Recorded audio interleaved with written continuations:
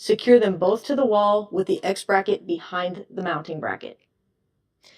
Alright team, it's time to flex those muscles. These batteries pack a punch in the weight department, so let's play it safe with the lift team. Trust me, your back will thank you later. Dollies or hand trucks can help make this process easier. Big shout out to my buddies David and Frankie from EG4 who are here to lend a hand, literally. Thanks guys.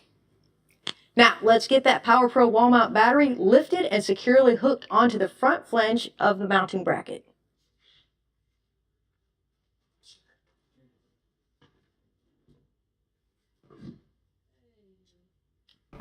Secure the battery to the bracket on the sides with the 4 included screws.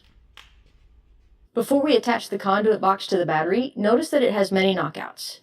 These knockouts match up perfectly with the knockouts of the 18K.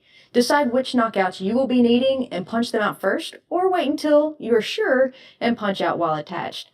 I have decided that these are the only holes we will need to punch out for this installation. Attach the conduit box to the top of the WallMount battery using this hardware provided. Tighten down to secure the units together. Super easy. Next, attach the 18K PV to the inverter mounting bracket, making sure to align the holes so that they match those on the conduit box.